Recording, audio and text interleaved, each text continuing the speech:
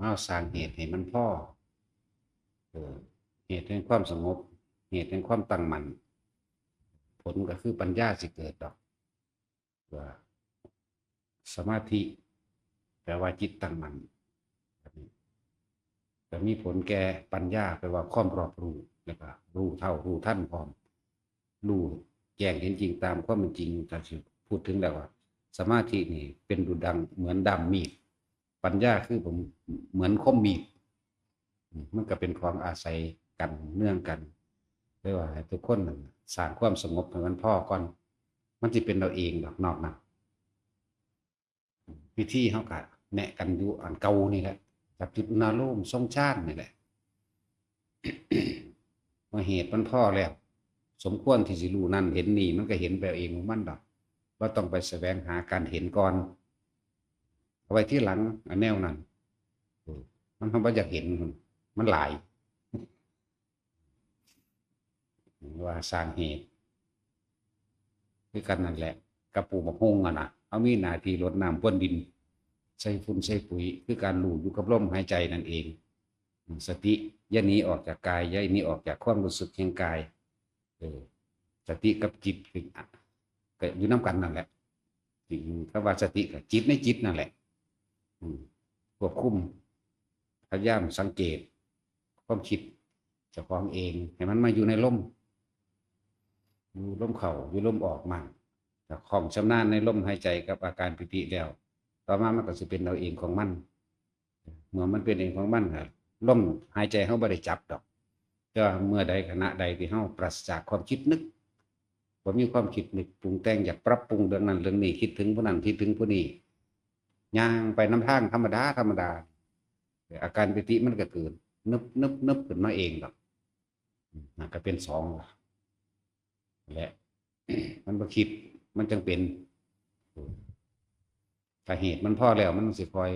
เข้าไปรู้ของมันเองหรอกแนวคำสั่งยันตบท่านตบท่านคือมันสิ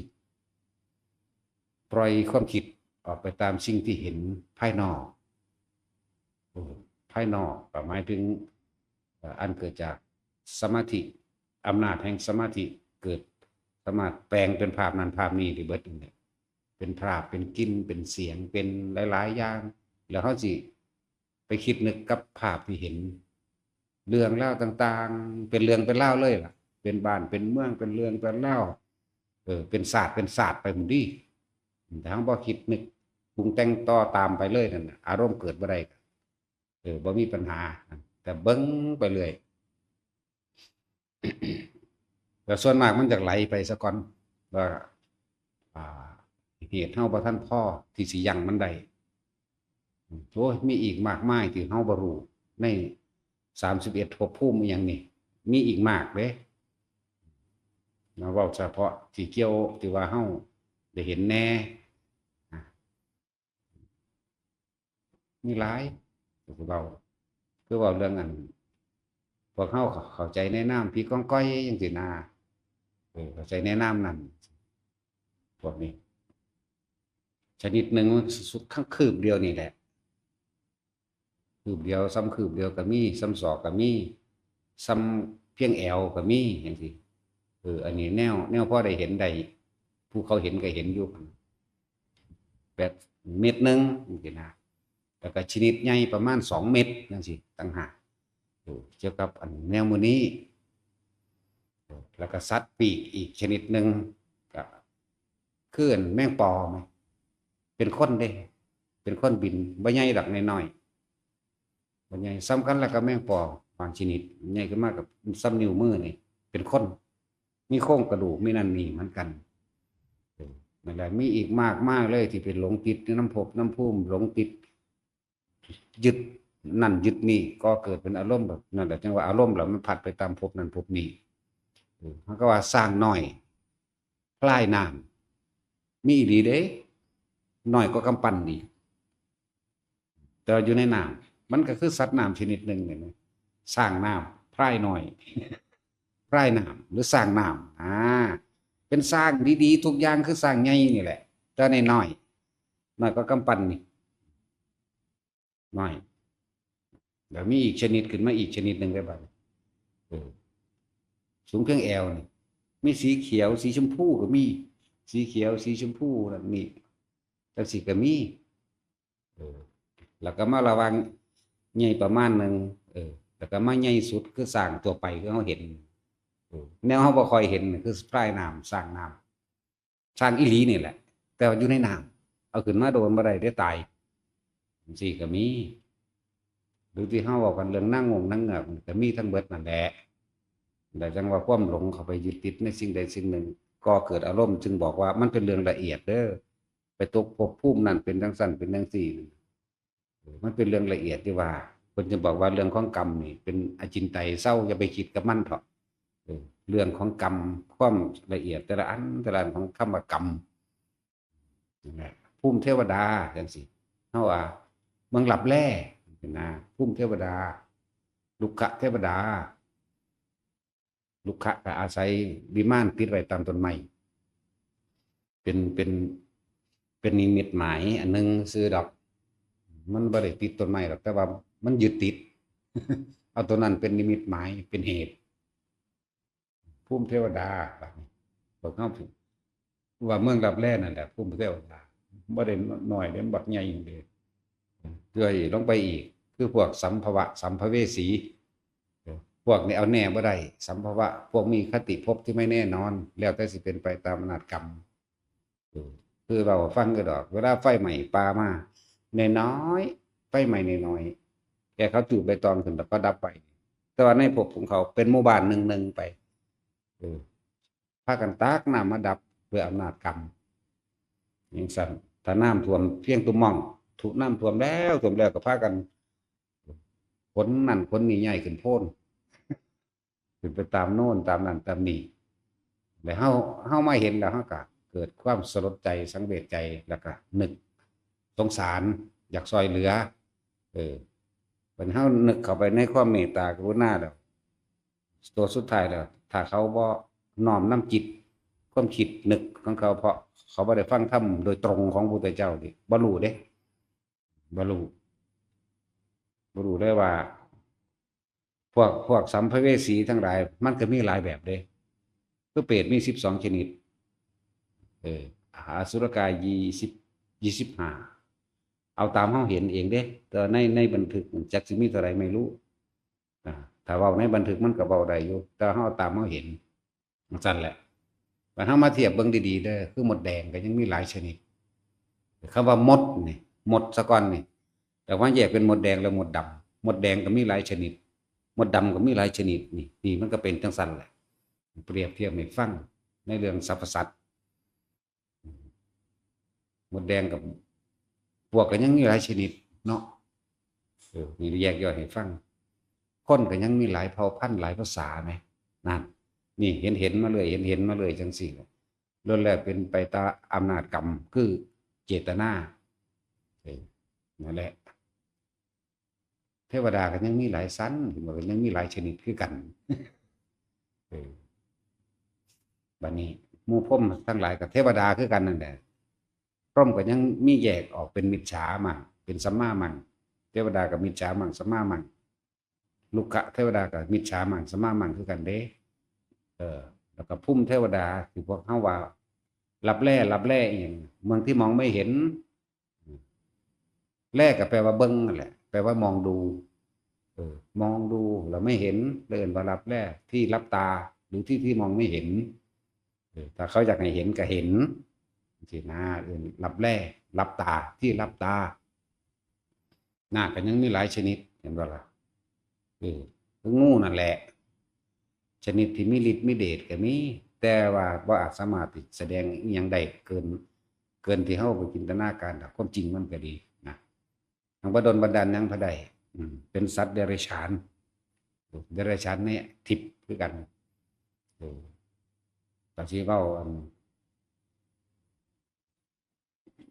เอิ้นหยังล่ะลืมชื่อมันละ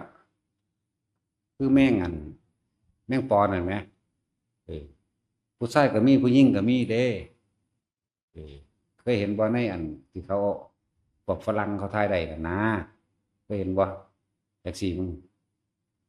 นั่นแหละอยู่ในหูในโกนคือจังนั้น แม่งมีแม่งหยังนี่นะ เป็นแบบนั้นแหละอยู่ในหูในโกนเป็นคืออยู่แม่งมีคือแม่งมีเนี่ยเป็นครอบเป็นครัวคือกันนั่นแหละคือคนแหละเพียงสั้นล่ะแม่งปอคือแม่งปอเนี่ยแต่ว่าพวกเขามาจินตนาการว่าเขาเป็นนั่งฝ่าเป็นง่ามหรือสนเนาะเป็นมีปีกเป็นหยังไงนะนั่นแหละพวกสัตว์ทิพย์ต่างๆคือพวกกินนารีคือผู้หญิงเพศหญิงกินนอนคือเพศชายเป็นสั้นล่ะนั่นแหละก็จังสั้นแหละก็มันก็มีหลายชนิดที่แยกย่อยมาแล้วแต่ทั้งเบิดแล้วแต่เกิดมาเนี่ยคือเป็นทุกข์เบิดแม้ความเกิดก็เป็นทุกข์ทั้งนั้นหลายอย่างอยู่ที่พวกเข้าบ่รู้อันเว้าเพราะได้ข่าวๆเดี๋ยวไต่ทะเลมีอีกตั้งเยอะตั้งแยะเด้เข้า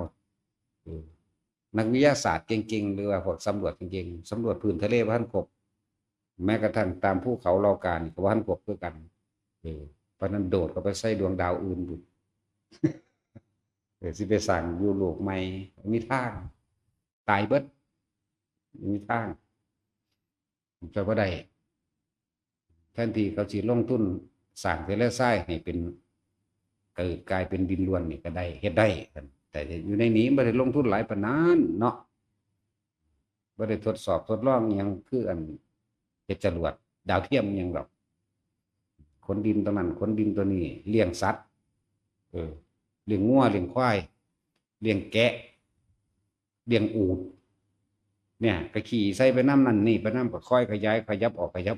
สดใสสวยงามมันเพราะว่านั่นแหละความเห็นต่างกันเหมือนกันนั่นแหละครับศาสนาพุทธเจ้าแต่ละองค์มีอายุยืนต่างกันปานกลางและสั้นพุทธเจ้าของเฮาเรียกว่าสั้นเราตามลำดับ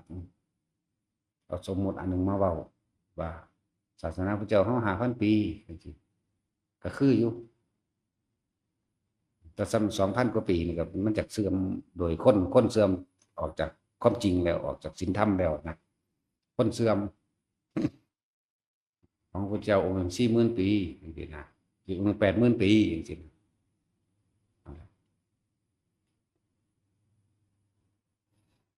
หลายอย่างเราเรื่อง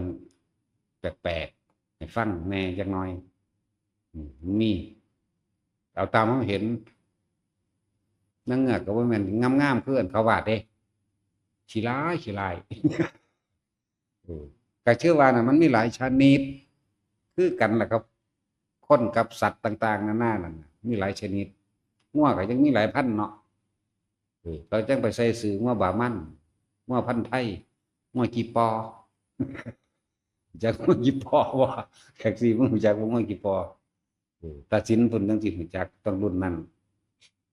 งัวกีปอแซ่บ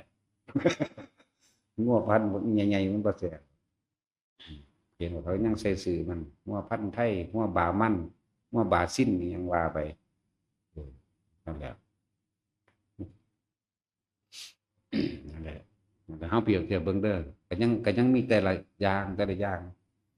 คือเพิ่นเว้าเรื่องเปรตมี12 ชนิดจังซี่นั่นแหละนรกก็ยังมีหลายขุมมีความหนักความเบาต่างกันแต่ว่ามหาอเวกีก็ยังมีความหนักความเบาซึ่งว่านี่คุกใหญ่มันก็คอยเบาออกแต่ว่าได้ชื่อว่าอมหาอเวกีคือกันสั่นโลลุวะนรกก็ยังมีมหาและโลลุวะเนี่ยมันก็คอยเบาออกกันตาปะนรกมหาตาปะนรกสังคาตะนรกจังซี่นะเวตรณีนรกจังซี่คอยเบาออกคือกันหลายอย่างว่าถ้าคนที่จิตตั้งมั่นดีแล้วอำนาจสมาธิมันก็สิเห็นเองของมันดอก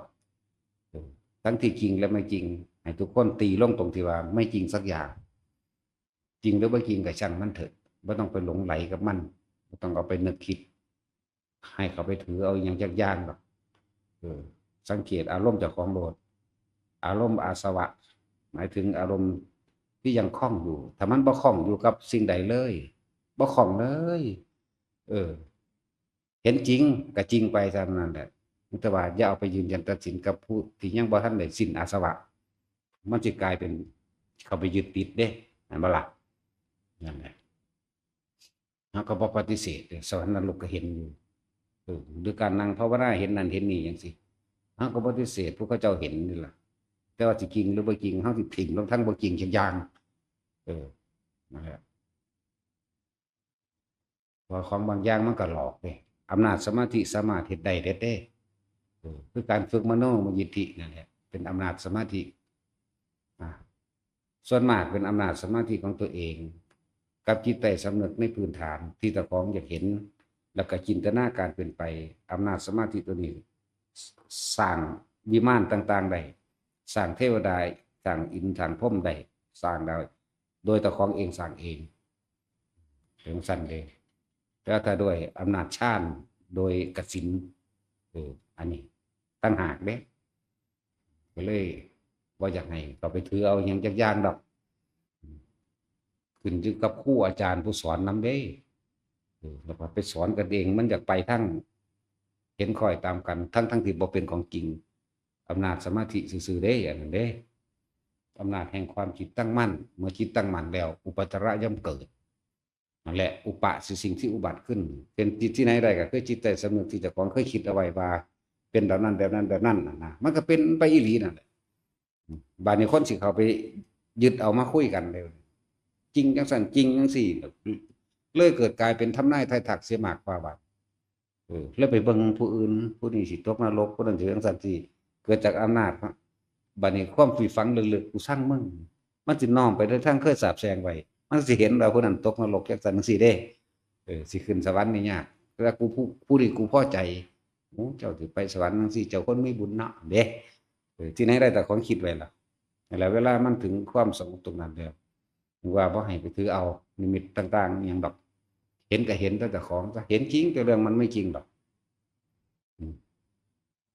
มันบ่เป็นของจริง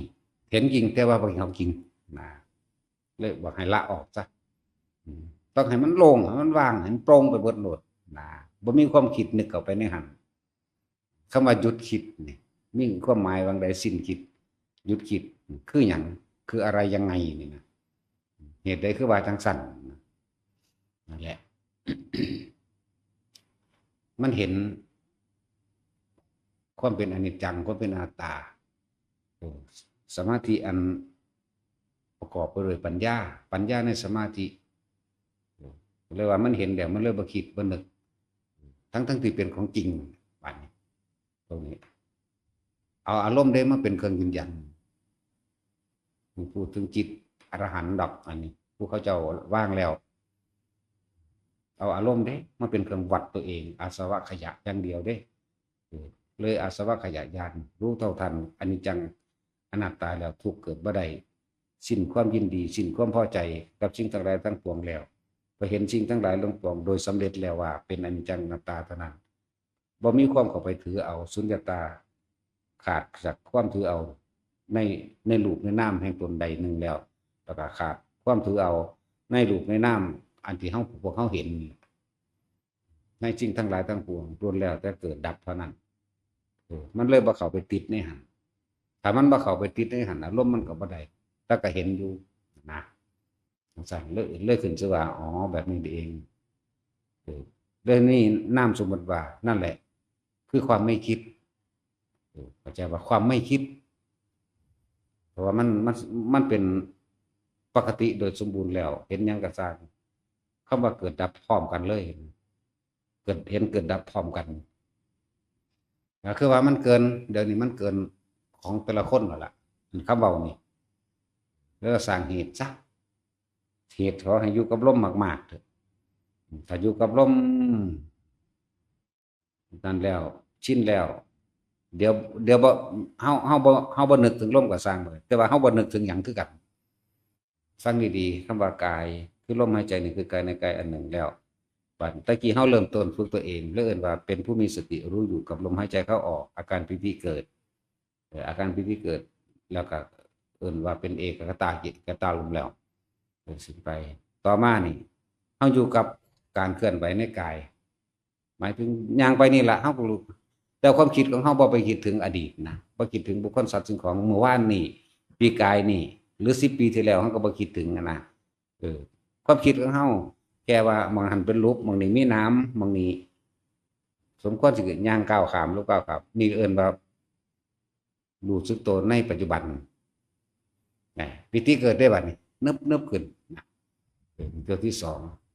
ตัวที่สามเกิดจิตเบากายเบาไปเองแต่ว่าย่อมสังสมมาจากเหตุที่หนึ่งก็จะว่าหลักจังว่าสะสมเหตุให้มันพอเดี๋ยวมันจะเป็นไปเองเป็นไปเองเป็นไปเองสติสิค่อยๆแข็งแกร่งขึ้นดอกจะค่อยรู้ท่านขึ้นดอกขึ้นแต่มันแข็งแกร่งขึ้นมันก็เป็นสมาธิจิตมันก็ตั้งมั่นเมื่อมันตั้งมั่นดีแล้วปัญญามันก็ปัญญาคือการรู้พร้อมในอนิจจังอนัตตานั่นแหละปัญญาก็ดีลืมว่าพุทธเจ้าสอนมากที่สุดคืออนิจจังทุกขังอนัตตาแล้วก็สอนเป็นเครื่องประกอบกับกายกับน้ำรูปกับน้ำมันบ่ล่ะนี่เด้แนวเพิ่นเน้นหนักเพิ่นจังเว้าง่ายคือง่ายๆนั่นแหละพระอรหันต์เพิ่นรู้หยังมากนี่รูปกับน้ำสิ้นไปแล้วนั่นแล้วอุปทานขันธ์ห้าบ่เข้าไปยึดแล้วคำว่าบ่เข้าไปยึดเนี่ยมันเป็นคำสรุปเอาแล้วเข้าใจบ่ล่ะบ่เข้าไปยึดในรูปร่างกายเฮานี่ล่ะรูปก็เลยเขาก็เข้าใจมันดีแล้วว่าเป็นของเฮาบ่อยู่ในอำนาจแห่งความคิดบังคับบ่ได้มันหิวมันก็หิวมันร้อนก็ร้อนมันก็หนาวมันจะปวดท้ายปวดเหี่ยวอันนั้นอันนี้มันก็เป็นไปโดยธรรมชาติของมันเองเฮาสิไปคุมมันเฮ็ดหยังก็เฮาฮู้แล้วกับฮู้แล้วก็ว่าอันนี้ควรอันนี้บ่ควรก็แค่ปรับใช้กันเท่านั้นปวดท้องท้ายก็ฮู้ก็ไปท้ายเท่านั้นล่ะปวดหัวก็กินยาบ่แม่นโอ้ยจังสั่นจังซี่นี่คือบ่ยอมรับเด้นั่นน่ะยังบ่นยังว่ามันเป็นแบบนั้นแบบนี้อยู่มันบ่ไหวในเรื่องใดก็บ่เฮ็ดตามตัวมันต้านทานบ่ได้ก็หยุดไปนะอันใดจังว่ารู้จักว่าอันใดควรอันใดบ่ควรเอาแบบไปกินข้าวมันหิวก็หาให้มันกินมันร้อนก็เฮ็ดให้มันอุ่นมันพอดีมันหนาวก็เฮ็ดมันอุ่นนั่นแหละนั่นแหละคือเฮาเข้าใจมันแล้วว่ามันบ่เป็นของเฮาก็เวทนาสัญญาสังขารความรู้สึกต่างๆนี่มันก็เนื่องกันมาสิเฮาก็เข้าใจแล้วความรู้สึกภายนอกในร้อนในหนาวนั่นแหละบัดนี้ตัวภายในคือพอใจหรือบ่พอใจเฮาก็ฮู้แล้วเฮาบ่จับเอาเฮาบ่มาศูนย์ใส่มันแล้วเวทนานอกคือความร้อนความหนาวก็เป็นวิญญาณกายธรรมดามันรับรู้ความรู้สึกว่าร้อนว่าหนาวว่าเผ็ดว่าหยังก็ว่าไปแต่ว่าบ่ทั้งในใจมันบ่หยังอีกแล้วสัญญาความจำคือกันมันเนื่องกันได้สัญญาเวทนาสังขารวิญญาณมันเนื่องกันอยู่ในอันเดียวกันนี่เพิ่นเลยเอิ้นรูปกับนามเฮาเลยรวมความรู้สึกว่าเป็นความรู้สึกเลยรวมคำเลยรวมศัพท์คำให้ทุกคนเข้าใจง่ายวิญญาณขันธ์กับวิญญาณตาหูจมูกลิ้นกายนั่นแหละวิญญาณขันธ์เกิดความรู้สึกโดยภายนอกบัดนี้วิญญาณในวิญญาณใจเป็นความรู้สึกภายในเป็นว่ามีอารมณ์พอใจกับไม่พอใจนี่อารมณ์ใจนี่คืออารมณ์ใจส่วนหรือความรู้สึกของใจนะครับเพราะเข้าใจว่าแท็กซี่ความรู้สึกของใจพอใจกับไม่พอใจจึงเรียกว่าอาสวะขยะจึงมีความข้องเกี่ยวอยู่จึงมีความยึดติดอยู่ในอารมณ์ความรู้สึกพอใจตัวเดียวนั่นแหละแล้วเอิ้นว่าอาสวะขยะนี่ยังข้องอยู่ในอารมณ์ตัวเดียวเพราะถ้ามันข้องอยู่ในอารมณ์พอใจความบ่พอใจบ่ข้องกับจางเกี่ยวกันมันพอมันเป็นของติดกันเพราะสิ่งนี้มีสิ่งนี้จริงมีด้วยซ้ำมันก็มีอย่างถ้าเจ้ามีความพอใจความบ่พอใจก็เลยอยู่นำเจ้าพระเจ้าปรารถนาสุขเจ้าบ่ปรารถนามันก็ได้มาเองแหน่จังซั่นล่ะว่าทุกสิ่งทุกอย่างมันเป็นเหตุเป็นปัจจัยอาศัยหนุนเนื่องซึ่งกันและกันที่ว่าปฏิจจสมุปบาทหรืออิทธัปปัจจยตานั่นแต่เฮาเข้าใจมันแล้วมันเป็นของมันจังซั่นหรือเอิ้นตาปล่อยออกจากธรรมชาติที่มันเป็นของมันคือแหละก่อนที่เข้าถึงทุกคนก็สร้างเหตุซะก่อนนั่นแหละคำว่าสุญญตาก็แค่ปล่อยรูปกับนามนั่นแหละแต่ก่อนที่ปล่อยรูปกับนามมาธรรมดาบ่ล่ะเลยว่าสร้างเหตุให้มันตั้งมั่นมันเห็นซะก่อนบัดนั้นก็ค่อยเห็นไปหั่นจึงมีหลายๆอย่างหลายๆวิธีที่เพิ่นแนะน สั่งสอนกันเพิ่นบ่ได้สอนอันเดียวกับคนกับคนทั้งเบิดเด้บางองค์เพิ่นก็สอนให้พิจารณาอสุภะแม่นว่าล่ะบางองค์เพิ่นก็แนะให้พิจารณาจิตไปเลยก็มีหลายอย่างส่วนมากเพิ่นให้ทรงฌานเรียกว่าให้ทุกคนมีวิหารธรรมอันเป็นเครื่องอยู่ให้เป็นเครื่องอยู่ให้มันเป็นเอกคตาจิตที่เขาใส่คำว่าจิตหนึ่งยังที่สู่จิตหนึ่งในอารมณ์เป็นหนึ่งที่เพ่งอยู่เป็นหนึ่งที่เพ่งอยู่มันต่อเพ่งอยู่ในคำว่าอุเบกขาความรู้สึกหรือเวทนามันมีสามอยู่แล้วสุขเวทนาทุกขเวทนานี่อุเบกขาคนบ่เอาก็เลยหาวิธีว่าสู่จิตหนึ่งที่เพ่งอยู่บ่ได้ในอารมณ์ที่เป็นหนึ่งอันเป็นอุเบกขามันเป็นดุจาในประตูในย่ามในทวารใช้สังเกตก็สังเกตว่ามันจะไปเอาอันใดเรื่องใดเขามาคิดมานึกไม่ได้ดังใจมันเองมันก็เข้ามาทั้งตาทั้งหูทั้งจมูกทั้งลิ้นเท่านั่นแหละตาหูจมูกลิ้นกาย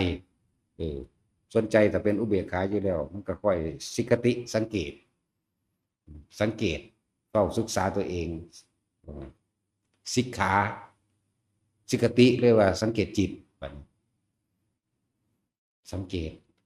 พอแต่ผู้นั้นมาปั๊บเห็นคนอย่างมากเป็นกลุ่มแต่คนมีความฝึกหัดดีแล้วมันสิบ่ไปนำเรื่องเล่าที่เขาเว้ากันเวกวากมา4 5คนสินะมันก็เบิ่งมันก็รู้อยู่ว่าเขาเว้ากันเรื่องใดแต่คนบ่ทันได้ตั้งมั่นพอมันสิอยากรู้อยากเห็นนำเขาได้มันอยากสอดรู้เรื่องนำเขาได้เขาบอกกันเรื่องหยังนอนมันอยากเข้าไปฟังเอียงหูนอมไปฟังนะแล้วก็อยากสอดแทรกเรื่องชาวบ้านแปลว่าก็มีส่วนร่วมนำกันนั่นคือไหลไปแล้วนั่นคือเป็นปกติของผู้บ่ได้ฝึกหัดสังเกตโลดพวกเฮาตะกี้ก็คือกันนั่นแหละว่าถ้าเขาเว้าเรื่องหยังจักรู้เรื่องนำเขาโลดแบบมีส่วนร่วมโลดเขาไปยืนยันตัดสินนำเขาโลด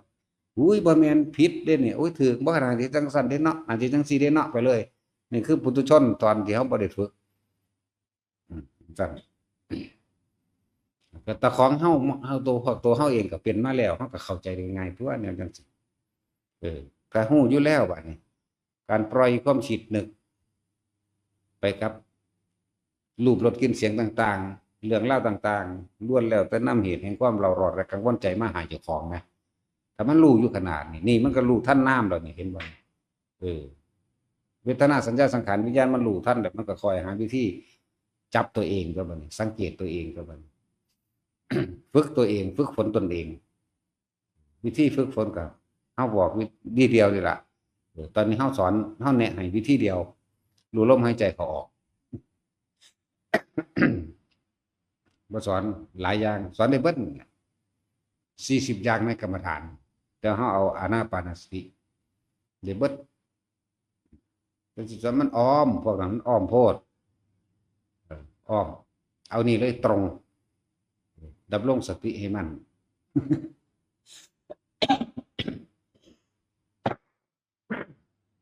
อยู่กับลมหายใจ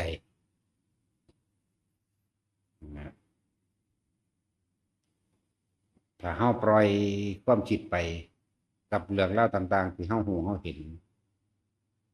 ความรู้สึกจะเกิดขึ้นความรู้สึกสิมีอยู่2อย่างส่วนมากพอใจกับบ่พอใจยินดีกับไม่ยินดีนั่นเนี่ย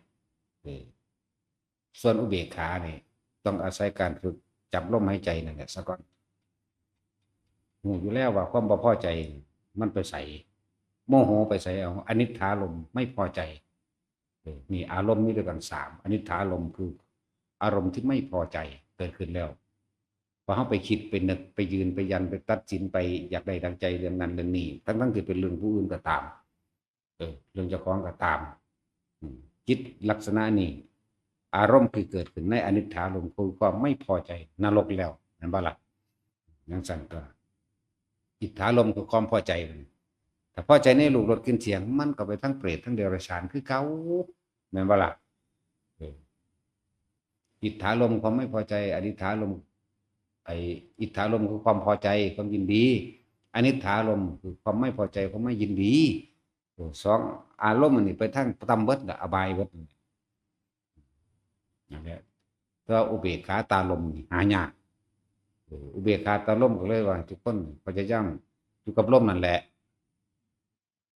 อยู่ให้มากเถอะนะ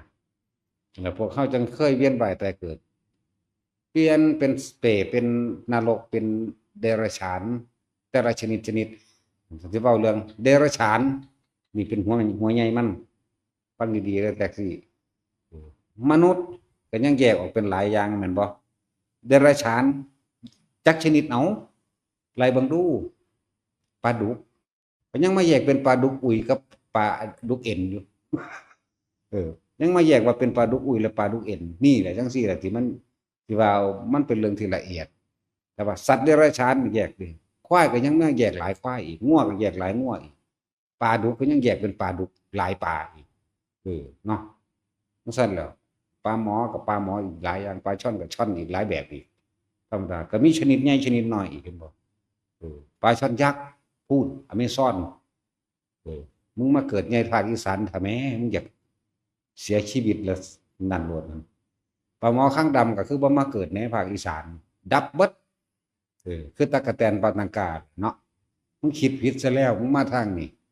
เออทอดกินมันหาบ่ได้เอาไปมาเลยได้เป็นเพาะพันธุ์เอาเองเบิ่งดูนั่นน่ะถ้าคุณเขาหาเขากินบ่เป็นเด้อซั่นเนาะมันเบิดน่ากินเลยเขาปลูกหยังกะสร้างมันลงกินต้องกินเออเพิ่นบินข้ามทวีปมาที่ศูนย์พันธุ์เลยเออสัตว์ได้จากศูนย์พันธุ์มึงมาเพาะพันธุ์อยู่ในภาคอีสานนี่จักว่ายิ่งกว่ายักษ์อีกกินเบิดเอออูฐก็มาแม้แต่ว่าก้อยดิบโลดนั่นว่าล่ะจักอูฐจักหมูจักกวางแล้วฟาดเบิดแล้วจังซั่นจังว่าแยกคำว่าสัตว์เดรัจฉานนี่ฟังบ่มีจักชนิดเอาผู้ใดนับได้นี่น้อยธรรมดาเด้ถ้าคำว่าสัตว์เดรัจฉานนี่นั่นแหละไล่เบิ่งเอาวันนี้แยกไปเป็นหมดก็ยังมีหมดดำหมดแดงหมดขิวอีกหมดขิวหมดน้อยๆหมดแดงไฟหมดขั้นไฟเบิ่งดูหมดก็จักชนิดเอาบัดนี้ว่าปลวกก็ยังหลายชนิดปลวกอีกสัตว์เดรัจฉานนี่บ่ล่ะนี่หัวใหญ่มันสัตว์เดรัจฉานว่าพวกเขาเคยเกิดมาเบิดแล้วสังเสชชะตัวนั้นอ่อนๆยืดไปถ้าเอาแนวขีดก็ขาดเครื่องรถเด้หัวสิดำๆจังน้อยดอกพวกนี้ไปซ่ามันแล้วจังซั่นแหล้วบัดนี้ทะเลอีกเยอะเนี่ยคำว่าสัตว์มนุษย์คนก็ยังมีหลายเผ่าหลายพันธุ์อีกมีหลายภาษาอีกแม่นบ่มีคนแขกอีกคนธรรมดาวะคนใหญ่ก็มีคนหน่อยก็คนแขกคนขาวคนดำอีกจังซั่นแหล้วนั่นแหละเพราะว่าคนก็จังซี่แหล้วเห็นบ่นี่นั่นแล้วสัตว์เดรัจฉานจักชนิดบัดอู้ยพวกเฮาเคยเกิดมาเบิดแล้วเด้อเทวดาก็ยังมีหลายสันหลายแบบแม่นบ่เอ้าแน่พวกเฮาก็เคยเกิดมาเบิดแล้วบ่ได้เกิดแต่สุทธาวาสเท่านั้นแหละแต่สุทธาวาสมันอันนั้นแล้วมันบ่มาเกิดอีกบ่ไปเกิดแต่สุทธาวาสพวกอรูปภพรูปภพต่างๆเทวดาภูมิเทวดาลูกเทวดาเปรตผีต่างๆอยู่ในเมืองรับแรกเคยเป็นมาเบิดแล้วไม่ว่าให้ทุกคนสังเกตถ้าบ่อยากเกิดก็สังเกตความคิดอยู่ในลมหายใจอยู่ดูเขามันก็ตั้งมันเองดอกตั้งมันเองแต่วิธีสิบ่ให้เกิดเองเฮาก็รัดเอาของเพิ่นโดนไหมเนาะเพิ่นบำเพ็ญมายากแต่พวกเฮาเนี่ยฮู้จักโลดมารัดเอาอยู่โลดเฮ็ดอยู่หม้องใดก็ได้บัดนี้ตั้งที่เพิ่นอยู่ในป่าในดงเพิ่นยากแต่เฮานี่ขึ้นอยู่แค่ว่ามีสตินึกถึงลมเข้าลมออกซื่อเด้ง่ายบ่แท็กซี่ง่ายอยู่แต่ยาก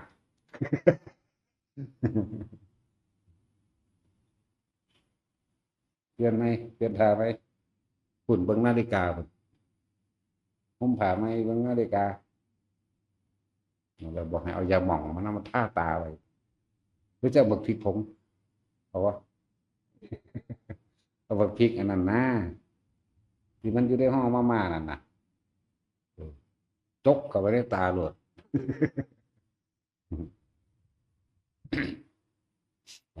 ยากหรือลำบากเพียงใดก็สร้างต้องฝึกคน อันงวกงากงวกงากสำเนียงบ่ได้เสียดเสียวแค่นรกอ่อนๆเด้ไม่แม่นธรรมดาเด้โลรู้ว่านรกอ่อนๆจากว่านรกเย็นเย็นจนตายได้นั่นแหละจนแตกออกเลยแตกคือก้อนน้ำแข็งนี่เด้เย็นแล้วก็แตกออกเลยสงสั่นก็โลรู้ว่านรกนี่ก็นับเข้าไปเรื่อยตาปะนรกนรกคิดเท่าร้อนเคยขี่ปูบอเอาคุ้มมันเขาเอาไม้เน็กมันไว้มันดินแล้วก็สักแงกตายกับกระดองกับฟูกันน้ำกระดองกับไหลออกมาเนาะพวกเขาเคยเกิดเป็นเราได้ปูกันเลยปูก็ยังมีปูหลายชนิดเนาะมันจะละแยกแยะบางเถอะว่าสลดใจเจ้าของเองคิดว่าเจ้าของได้ศาสตร์เป็นมนุษย์เราสิมานั่นนี่อีกเนาะว่าท่านประเสริฐเด้อ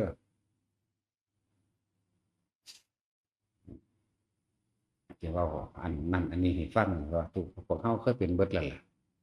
ผีกองก้อยเคยเป็นผีกองก้อยก็เคยเป็นแล้วเบิดตัวแนวกวางก็ยังมีหลายชนิดงัวก็มีหลายชนิดสิงโตก็มีหลายชนิดเสือก็ยังมีหลายชนิดเนาะหมาก็มีหลายชนิดอีกเห็นบ่ล่ะหมาในแม่นบ่ล่ะหมานั่นหมานี่ก็ว่าไปนั่นแหละเบิ่งพี่เบิ่งเอาที่เพิ่นเว้าเรื่องเปรต12ชนิดนี่ว่าก็บ่เปลี่ยนก็บ่ผิดเด้นั่นน่ะแต่อันลึกลับลงไปอีกก็อาศัยแค่คิดอันละเอียดเข้าไปจักหน่อยหนึงเด้ซ้ำอันการจะไปเห็นเปรตเห็นอสุรกายนี่โอ้ย1 2ก็ฮู้จักแล้วแต่เฮาสิทรงให้มันได้นานหรือบ่นานเท่านั้นเด้เฮาสิรักษาสภาพนั้นความรู้สึกนั้นภาวะนั้นได้นานหรือบ่นานถ้านานเข้านานเข้ามันก็เลื่อมกันเข้าไปมันก็เห็นเองดอกแนวมันนั้น สมันของจังสั่นซื่อๆพวกเปรตหยาบๆเหม็นข้าวกุยขึ้นมาหมดแล้วตัวเหม็นตึบก็เหม็นตึบขึ้นมาโลดเด้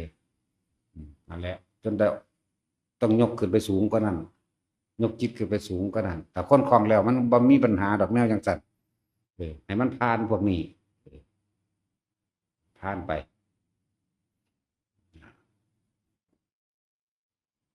จังว่าบอกแม่นภายหลังหลวงตาชาตอนกลางเว้นเพิ่นว่าบ่ย้านแล้วแต่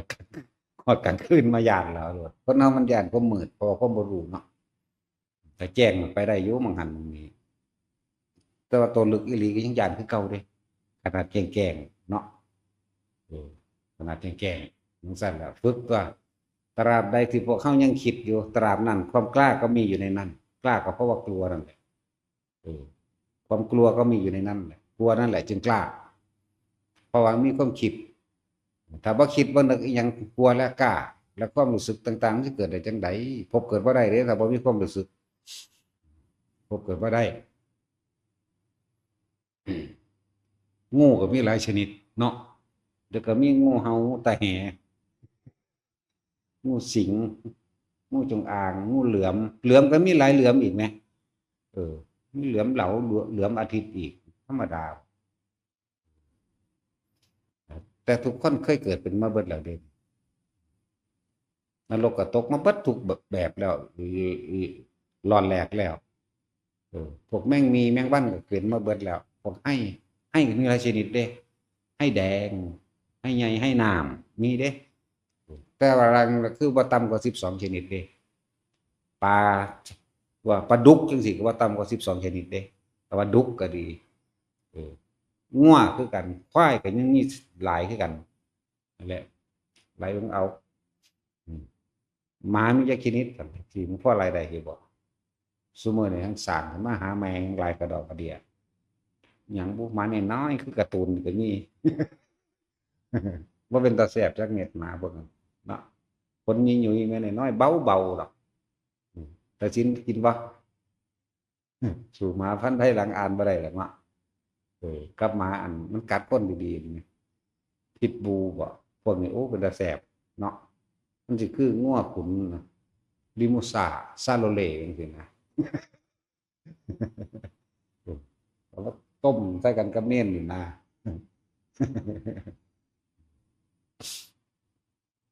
นะฝึกไปแต่น้อยจังซี่แหล้วบ่แน่เด้มันอาจสิเป็นที่พึ่งของโลกจักบ่ล่ะเยอะบ่แม่นดูถูกเด้เพราะว่าเฮาบ่ดูผิดดีกว่าดูผิดตัวคุ้มบังคับเอาซะมันฝึกได้เท่า80 90จะเอาหยังไปฝึกน้อยก็ดอกคนที่ฝึกได้พวกเฒ่าๆนั่นอยู่พวกเป็นพ่อเป็นแม่ปู่ย่าตายายเนี่ยหั้นคักอย่ามาเว้าภาษามึงเกิดว่านว่าเด้เนาะก็สิแนะนำเขาหาธรรมล่ะอย่าลืมเด้คำว่าบุตรนี่อภิชาติบุตรนี่บุตรลูกที่เป็นคนที่มีบารมีและปัญญามากกว่าพ่อแม่เด้เขาเอิ้นอภิชาติเออหาหยังเฮ็ดหยังก็สร้างได้กว่าพ่อกว่าแม่อีกเอิ้นอภิชาติบุตรอวชาติบุตรพวกต่ำกว่าพ่อกว่าแม่มาชิมาชาติบุตรหมายถึงเสมอกันพ่อปานกันซั่นแหละแต่ส่วนมากอภิชาติบุตรนี่สิมาดึงเอาพ่อแม่เด้หังสิมีกุศโลบายในตัวเองดึงพ่อแม่ให้เข้าสู่ธรรมะดึงพ่อแม่ให้เข้าถึงพระรัตนตรัยได้ผู้ใดนำพ่อนำแม่เข้าสู่พระรัตนตรัยได้แล้วผู้นั้นก็ขาดจากการเป็นหนี้บุญคุณกัน ยิ่งได้โสดาสกิทาคาได้อริยะขึ้นไปเนี่ยขาดสิ้นเลยนั่นแหละแต่ดังเบื้องต้นเบื้องต่ำผู้ใดอยากแทนบุญคุณพ่อแม่ใดก็ต้องอาศัยว่าให้นำพ่อแม่เขามาให้เห็นความจริงให้มาถึงธรรมเมื่อพ่อแม่ได้รู้ธรรมได้เห็นธรรมแม่บ่ทันบรรลุก็สร้างเพิ่นก็สิถือธรรมถือคำสอนพุทธเจ้า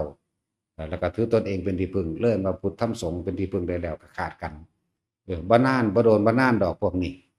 แม้นบ่ได้เดี๋ยวนี้ชาตินี้ก็อาจจะบ่ได้ข้างบนก็ได้คนที่ได้อริยะโสดาขึ้นไปอยู่ข้างบนก็บ่อึดสุปฏิทะเทพบุตรเห็นบ่ล่ะจังซั่นแล้วก็ได้โสดาบันเราขึ้นสวรรค์มาแต่สมัยพุทธเจ้ากัสสปะบัดพระพุทธเจ้าเฮาโคตมะเข้าไปแสดงธรรมก็ได้บรรลุโสดาบันจังซั่นแล้วได้ข้างบนก็มีจังว่าอย่าประมาทสาดซัวมีจังบ่ล่ะอย่าประมาทสาดซัวมีโอกาสนั้นใดมาฟังเอาการได้ยินได้ฟังได้เป็นเหตุแห่งการคิดเปรียบเทียบน้อมนึกเข้าสู่ความจริงใดสมัยก่อนตะกี้เขาเจ้าเก่งแล้วพวกฌานพวกสมาบัติต่างๆสำนักนี้สอนฌานสี่สำนักสี่สอนอรูปฌานสี่นี่แล้วก็แสดงฤทธิ์ใส่กันผู้ใดแสดงได้เหนือกว่าก็ยอมรับผู้นั้นว่าเป็นอาจารย์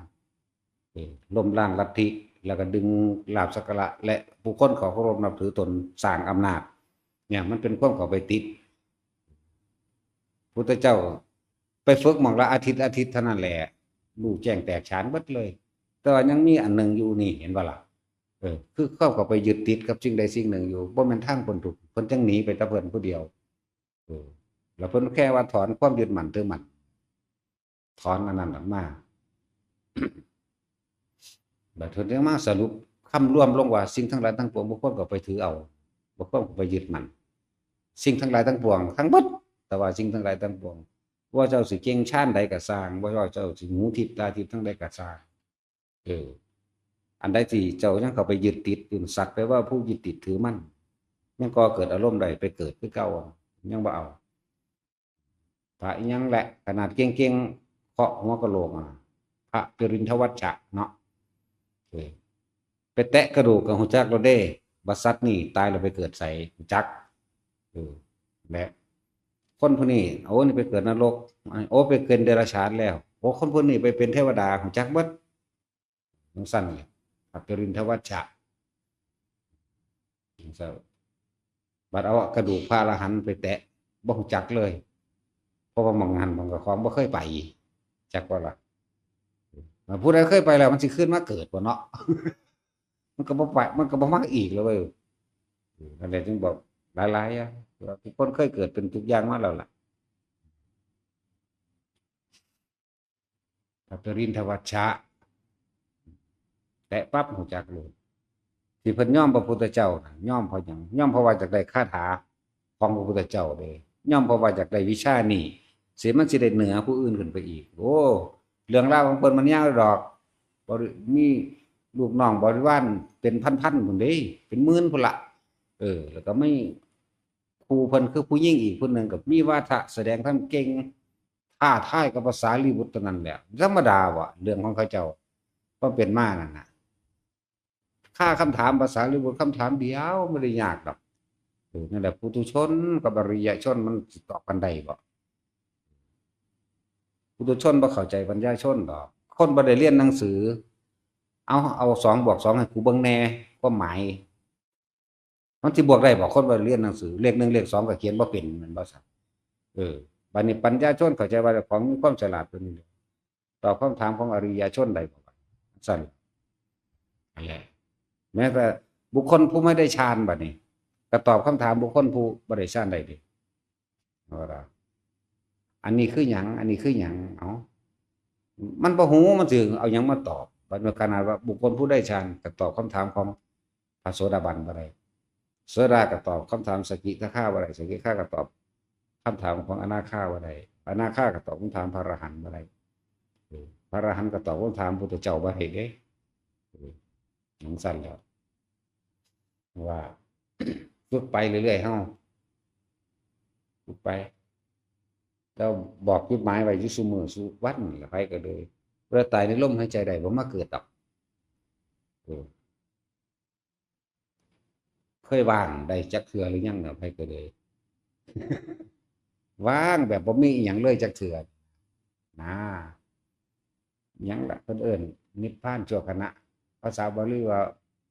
วิหยังล่ะวิเนกขัมปนะหยังพวกนั้นแหละดับเย็นชั่วขณะ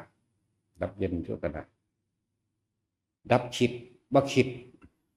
มันก็เลยเกิดปัสสัทธิเย็นจิตตั้งมั่นเป็นอุเบกขาในชั่วขณะเรียกว่าวิเนกขัมมะ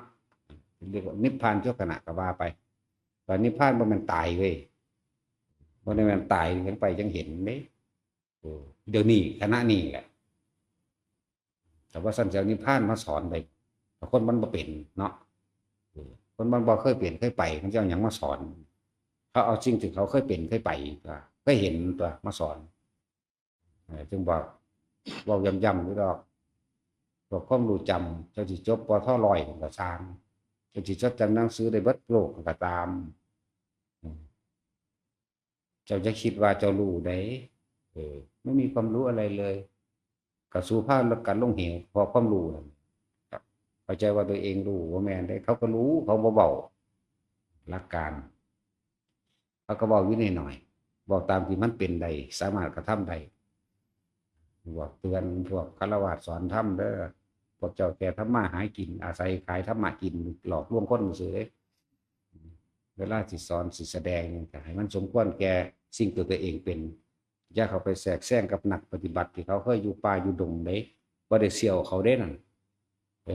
บ่ได้เสี่ยวเขาได้เจ้าทองได้ดอกวิตกวิจารปิติสุขเอกคตาวิตกให้ไปวิจารให้ไปปิติเกิดขึ้นเป็นชั้นที่2ต้องได้โพธิมาแล้วทองได้เป็นยังทองได้โพธิแต่เฮ็ดได้เพราะนั่นนะจังซั่นแล้วพระโสดาบันละกิเลสได้3ละสังโยชน์ได้3มันก็ทองได้โพธิสักยะทิฏฐิวิจิกิจฉาเสวัตตุปมาสพระสกิทาคาเป็นผู้ข่มได้อีกเป็น5ปฏิฆะและการมราคะพระอนาคาละได้7นะว่าเด้พระอรหันต์ละได้สังโยชน์10มันก็ว่าได้เบิดนี่แหละประสานสั้นเนาะถ้าละได้จริงๆแต่มึงยังยานสั้นโดดๆดาวมึงจะเอาหยังมาละจังสั้นแล้วเขาเอาความจริงมาเว้านะแล้วจะพยายามแทรกแซงที่คุยก็คุยไปตามหลักสูตรมันแสดงไปตามหลักสูตรมันแล้วก็จะไปหาตอบคำถามวิจัยวิจารณ์ผู้อื่นไหมเข้าใจว่าเจ้าของรู้ฮอดว่าราจิตผู้อื่นมันบ่แม่นเด่นนั่นนะแต่ความคิดเจ้าของก็ไม่ยังรู้สิไปรู้ความคิดผู้อื่นได้จังได๋นั่นแล้วละอารมณ์กามราคะบ่ทันไรอย่าไปเว้ามันสั่นละจังหวะเตือนไว้ถ้าถอนตัวได้มันก็ถอนได้เองได้ไม่ได้ยากหรอกแต่ว่าอย่าบืนใส่เถาะพอทอดได้ก็ซ่ารู้สึกเอาเมียบ่อื่นบ่อยากอยู่ไหมเนาะบ่แท้จริงความรู้พวกนั้นเอาไว้แค่อาจจะตักเตือนกันได้แต่ว่าบ่แม่นเข้าไปแทรกแซง สัพเพเหระผู้ที่ละได้จริงๆนะเขาจักในตัวเขาเองดอกเบิ่งบ่ยากดอกเด้อเบิ่งว่าผู้ใดดูธรรมเป็นธรรมเพราะคำเว้ามันยืนยันหยังบ่ได้การกระทำให้เห็นเป็นตัวอย่างนั่นแหละเหนือคำพูดใดๆทำให้เห็นดีกว่าคำพูดมันมีพยานมันมีหลักฐานไหมมันว่าสัตว์เพิ่นซอยโลกจังสั่นจังสี่เบิ่งที่ล่ะเจ้าของบ้านซอยหยังอยู่เข้าใจว่าเราจะปกป้องรักษาพุทธศาสนาบ่แม่นเด้หนักทำลายเด้นั่นหนักทำลายเด้เอาแค่คลิปนั้นคลิปนี้ว่าปฏิบัติแบบนั้นแบบนี้แชร์ออกในโลกทำลายเด้เหตุเกิดที่ไหนก็ดับที่นั่นตัวโอ้หมู่บ้านนี่เป็นสิก็คุยกันในบ้านนั่นแหละเหตุจังใดในบ้านนั่นกับพระลูกพระหลานเนียนลูกเนียนหลานภิกษุลูกหลานเจ้าของเองก็คุยกันเพื่อให้มันเกิดความสงบลงในหันตัวบ่แม่นสิเอาอเมริกามาปกป้องคนจุลทิพย์ระแดนบ่จักกันเลยพร้อยเฮ็ดให้ผู้อื่นเข้าใจผิดนำตัวเองเด้แม่นบ่ที่ว่าบ่แล้วน่ะกูเห็นแนวนั้นเด้แล้วนี่มันเกิดบางนี้บ้านนี้หมู่บ้านนี้วัดนี้คนอย่าเพิ่งเข้าไปจัดการเด้คนน่ะสิบอกให้มันสิจบบ่เท่าใดก็สร้างได้ต้องให้พระผู้ใหญ่เถระซะก่อนเด้อเมื่อมันเหลือวิสัยพระเถระแล้วมันบ่ฟังแล้วจึงเอากฎหมายเข้ามาเด้อให้เฮ็ดแบบนั้นเด้อจะเฮ็ดถือก็ต้องนั่นน่ะพระซะก่อนหมู่ภิกษุสงฆ์เดียวกันซะก่อน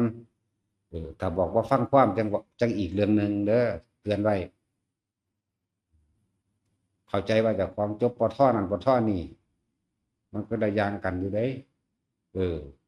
ภาษาหาเงินเลี้ยงลูกเลี้ยงเมียอยู่เตือนไว้เขาบ่ได้ยานเด้ของแท้บ่ยานตายอย่างเดียวเท่านั้นเด้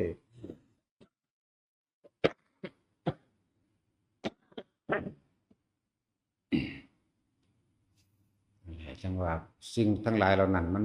บ่อาจเอามายืนยันมรรคผลนิพพานได้หรอกจบอีหยังปท6ปท5ปท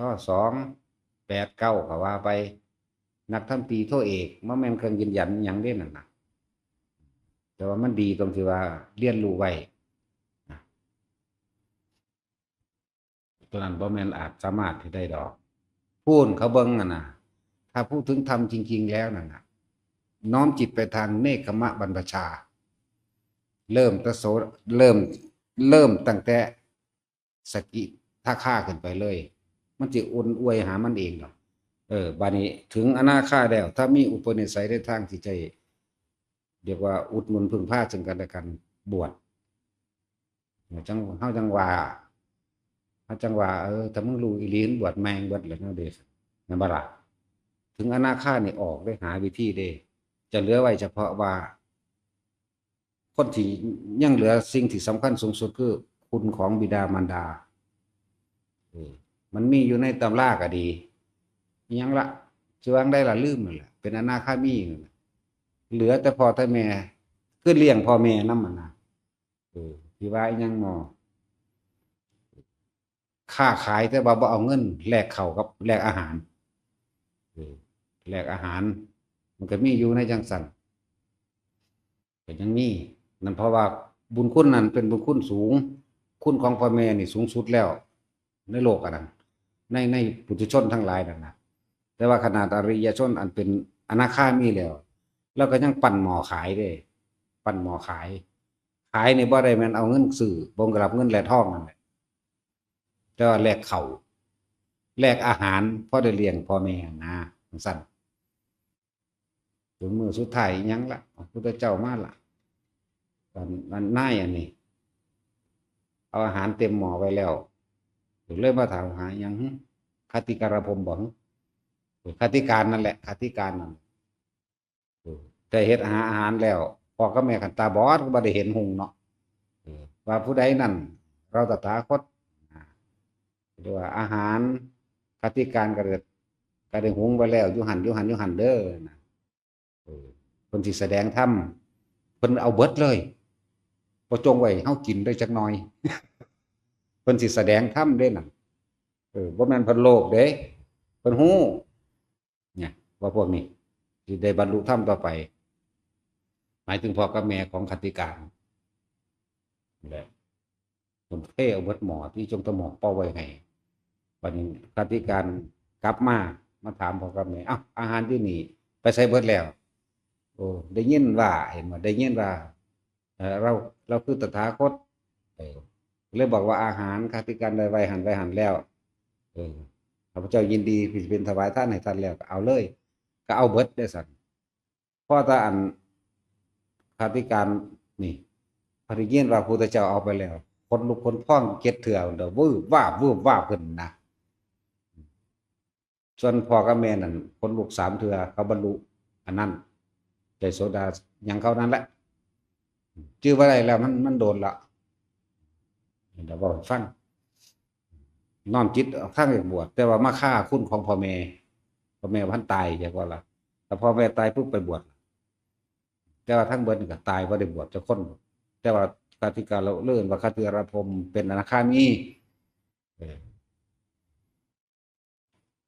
ในบันทึกไว้จังสั่น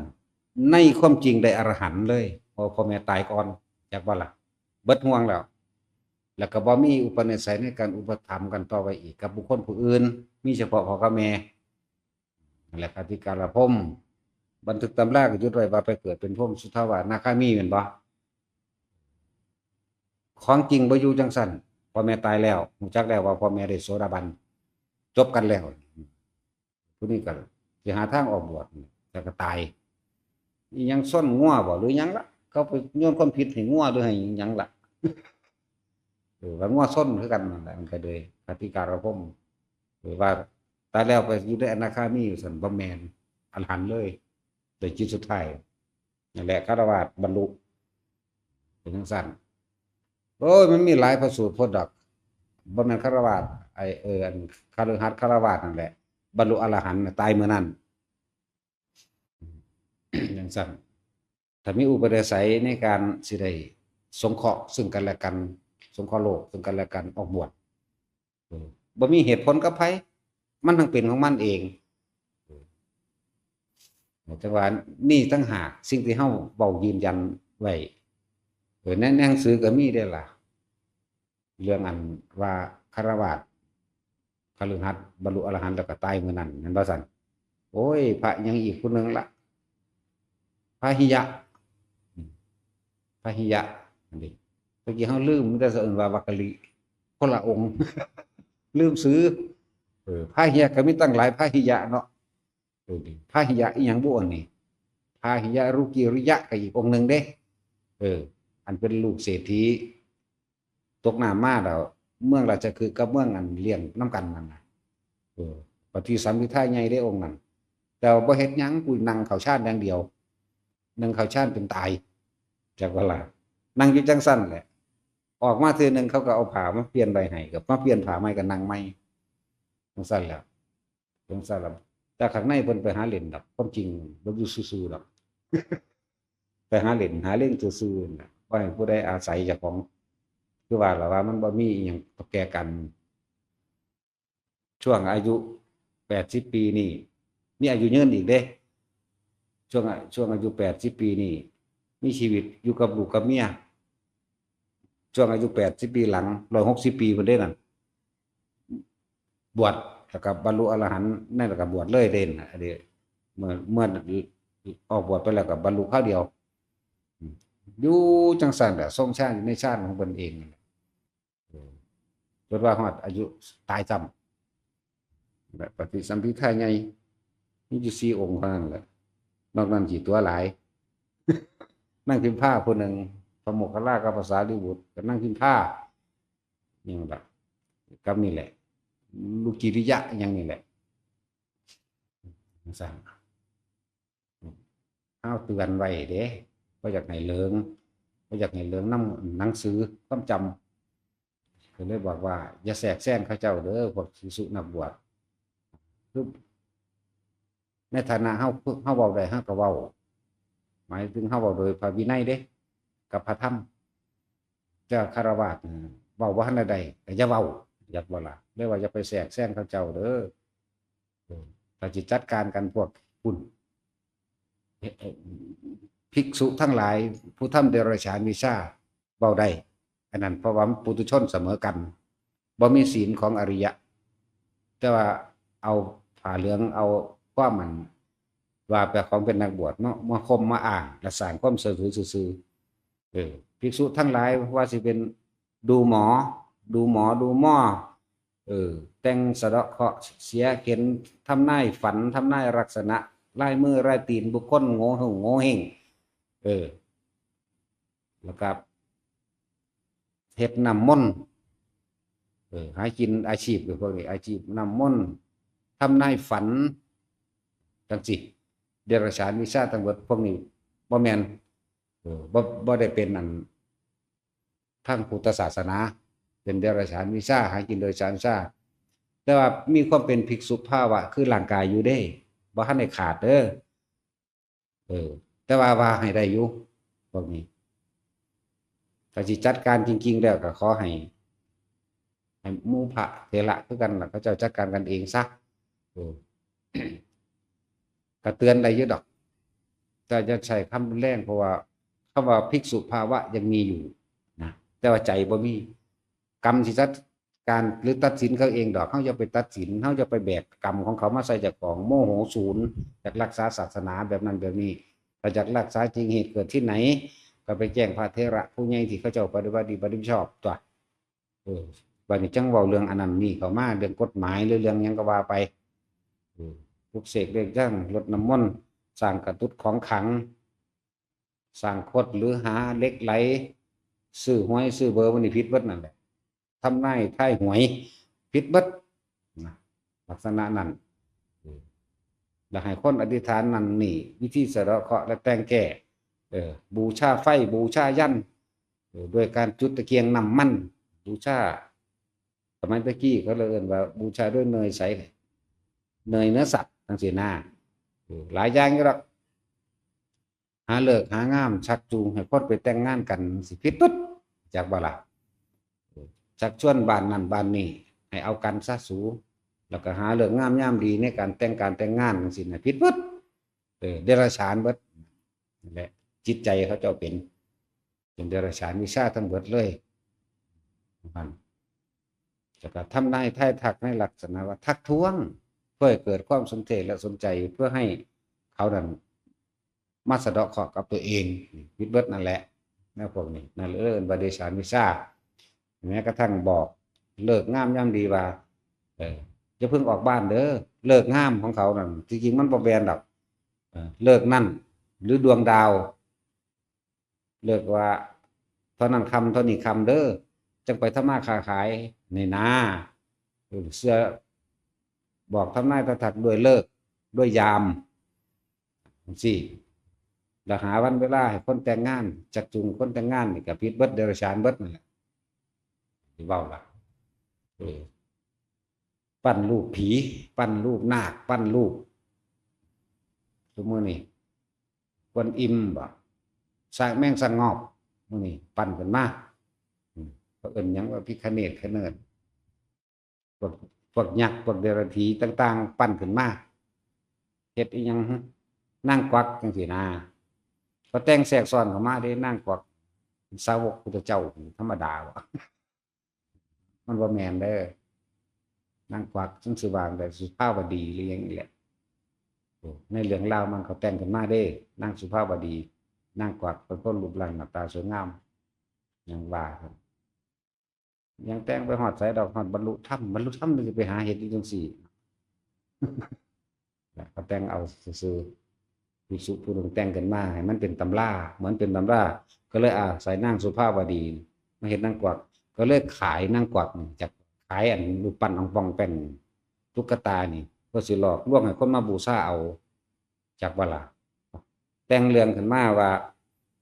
มันพวกเดรัจฉีเขามาบวชจังมาแต่งใหม่นี่จากว่าอันนี้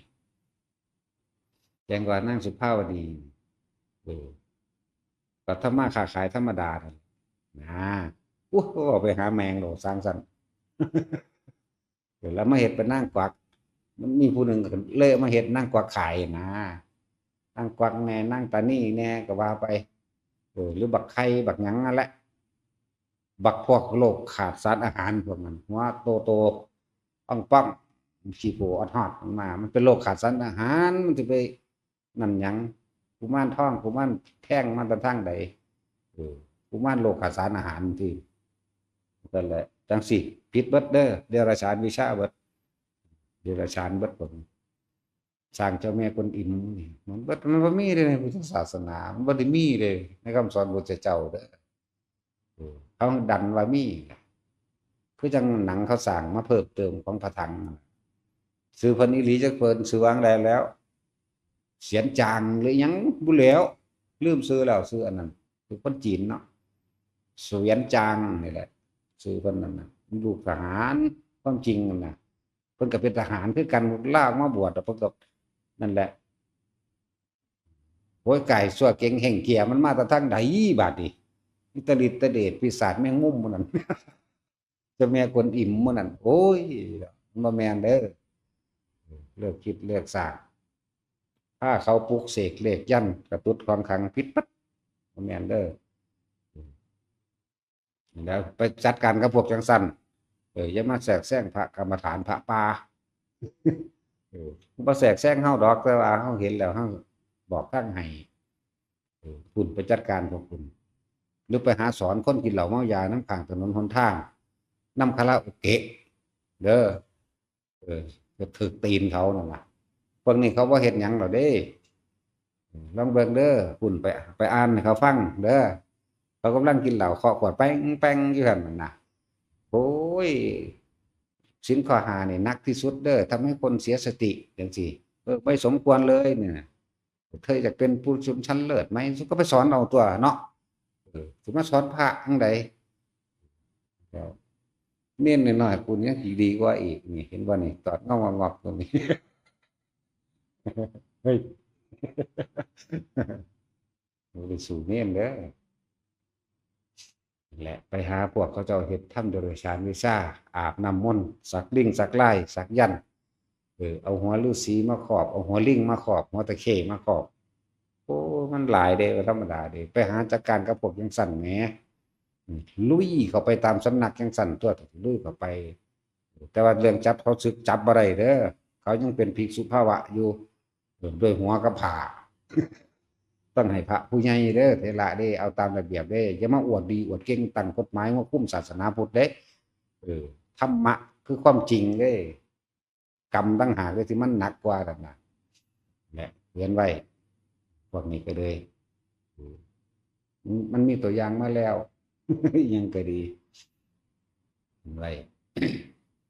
ก็ต้องหาพระผู้ใหญ่ก็ถ้าอยากจันโล่งแท้ๆก็เอาบ่แม่นว่าไปออกแช่หยังกันเด้เขาก็เลยมองเป็นหนึ่งเดียวกันเบิดได้ว่ามันเป็นแนวนี้เบิดถ้ามันมีคนเลวมันก็ต้องมีคนดีตัวแม่นว่าซั่นมันซั่นตัวถ้ามีเลวก็ต้องมีคนดีถึงแม้ว่าจะน้อยน้อยก็หนึ่งนั่นแหละโอ้ยมันหลายอย่างพอถ้าสิเว้าเรื่องเดรัจฉานวิชาเบิ่งตำราพรหมศาสตร์ตำราดวงดาวไพ่ไฝไพ่ไฝถอนคุณไสจังซี่คุณไสบ่มีนะบ่มีหรอกมีแต่เรื่องอุปทานหมู่ทั้งเบิดแหล้วแนวซั่นถอนคุณไสอิหยังขาตุ่มขี้แมงวันนะอันมื้อนี้ทำนายไทายทักลักษณะท่าทางทำนายฝันโอ้ยเยอะถ้าจะบอกเรื่องเดรัจฉานวิชามาหลังมันเยอะมากพวกอาศัยศาสนาหากินมันเป็นแต่เสือมันง่ายหาเงินง่ายเพราะคนปัญญาอ่อนมันหลายเนาะแต่ปัญญาแกนบรรลุเบิดทั่วป่านสันสิบาบ่สันเนาะพวกเดรัจฉานวิชาไปปราบเขาตัวเดี๋ยวสิมาค่อยจ้องจับผิดพวกเขาปฏิบัติน้ำปลาน้ำดงเลยเขาไม่ได้สั่งพญานาคเขาไม่ได้สั่งหยักเวทสุวรรณเขาไม่ได้เฮ็ดรูปเหรียญสิ่งศักดิ์สิทธิ์นั่นนี่บ่มีจักอันจักอย่างเอาว่าไว้ก่อนเดี๋ยวมันจะมาว่าเฮาว่ากูเบิ่งแน่กูออกสู่แมงโลดท มึงแน่กินมึงไปบวชนั่นแหละเพราะว่าผู้หญิงผู้ชายหรอกเด้อันนี้เถียงกับพระแล้วไปหับลูกกันเด้อยังไปหากินเขาเลี้ยมึงแบบหลาบอยู่แต่ผัวมาซากันง่อยข้อหาอยู่เนาะผู้ชายคือใครกันแต่เมียมาซายังไปเถียงกันอยู่เบอร์โทรใครไปไหนมาเนาะสั่นกันดีนี่แล้วเอาเรื่องจริงๆนี่แล้วเฮาฮู้จักได้ภาวะธรรมของไผมันเป็นนั่นน่ะฮู้จักตัวมันตาเห็นนี่ไหมพวกเขาได้เขาไปบวชโลดเนาะสั่นตัวหลายอย่างว่าพวกเฮาคิดนึกเอาทุกคนเคยเกิดมาเป็นเบิดแต่สัตว์ในโลกนี่สัตว์เดรัจฉานประชิดเดียวแค่ปวกเด้อหลายกว่าคนเกิดเดี๋ยวนี้คนเดี๋ยวนี้7,000 กว่าล้านคน7,200 กว่าล้านคนบวกอยู่คนเดียวเท่านั้นหลายกว่าคน7,200 กว่าล้านคนเราคิดเบิ่งปวดกว่าโลกปานใดมากหรือน้อยบัดนี้รวมเดรัจฉานเนี่ยนับได้อยู่บ่พวกเจ้าพวกให้แดงให้ดำให้หยังกันนับไปที่แม่งมีแม่งบ้านแม่งขี้หน้าเข้าตาคนหมดนั่นธรรมดาบ่แล้วสังเสชชะที่เฮาหาประมาณบ่ได้เด้ก็ใส่เดือนน่ะก็แม่นเด้อนั่นน่ะใส่เดือนก็แม่นเด้มันเป็น12ชนิดพุ่นเด้สังเสชชะก็ดีนกมีจักชนิดบัดนี้เอ้ามันจักเลย12อยู่เด้เนาะนักคุมนกคำบานกกระทานกยุงไล่ไปที่จักนกแก้วนกเป่าโอ้สารพัดนั่นหลายว่าน่ะสั่นแล้วนำไปสัตว์เดรัจฉานนี่ก็ประมาณบ่ได้อันที่เฮาบ่เห็นเด้บัดนี้พวกผีพวกเปรตหลายกว่านี้อีกเด้บัดนี้สัตว์นรกเอาหม่องเดียวหลุมเดียวเอาแค่โลโลวะนรกหลายกว่าสัตว์เดรัจฉานกับมนุษย์ขนาดนั้นเด้เบิ่งบัดสั้น2 3 4 5 6ไปอีกอันใดคิดเบิ่งได้ไปหยังเนาะเป็นตาย้านบ่เฮาตาย้านก็เซาคิดเรื่องนั้นเรื่องนี้ตัวเฮ็ดจังได๋สิเลิกคิดได้ก็สร้างเหตุมันตัวเหตุมันก็อยู่ในหูดังนึงบ่ได้ไปหาหม้องอื่นเลยเด้บ่เกี่ยวกับไผอีกขึ้นอยู่กับสติตัวเองนั่นแหละถ้าอยากหลุดพ้นก็ต้องเฮ็ดเอาเองเด้รู้ความหลุดพ้นวิธีมันก็ง่ายแล้วแค่อยู่กับลมหายใจเจ้าของเองแล้วมันก็ค่อยขยับเขยื้อนไปเองดอกเฮ็ดไปนานๆเกิดความสงสัยหยังก็สร้างอย่าไปหาคำตอบเข้ามาลมหายใจโลดเพราะว่ามันฟังคักแล้วล่ะเรื่องธรรมะนี่ฟังความเป็นไปหรือความเป็นจริงฟังอย่างเพิ่นเปรียบเทียบนั่นนี่หลายอย่างคักแล้วและ จะไปสร้างภาระขึ้นมาอีกเกิดความสงสัยล่ะคือภาระมาแบกมาหาคำถามก็เมื่อได้คำตอบก็ต้องหาคำถามไหมเมื่อได้จังซั่นแหละพยายามอยู่กับนี่โลดคนมันบ่ฮู้จักว่าอนิจจังอนัตตาซื่อๆสิ่งทั้งหลายทั้งปวงเกิดขึ้นแล้วก็แตกดับทั้งเบิดบ่มีหยังกี่ลังอย่างยืนจักอันจักอย่างแค่นี้เด้หัวใจธรรมะอยู่เหนือสิ่งทั้งปวงแล้วอยู่เหนือธรรมเด้ธรรมนี่เป็นโลกคู่ธรรมเป็นของคู่มิจฉากับสัมมานี่เกิดมาจะเป็นเครื่องเปรียบเทียบซึ่งกันและกันมิจฉาเป็นอย่างนี้สัมมาเป็นอย่างนี้ไปทางนี้อันนั้นนี่เด้สุขกับทุกข์ก็เป็นของคู่หญิงกับชายก็เป็นของคู่ทั้งสั้นแล้วถ้าบ่ออกจากคำว่าคู่ได้นะครับเวียนว่ายตายเกิดอยู่หันทั้งสั้นแล้วถ้าจะออกได้ก็ต้องอยู่กลางๆมันตัวเนาะในหูดังนั่นเด้ยากหยังมันจะหูดังบ่เด้ทั้งสั้นแหละสมาทาน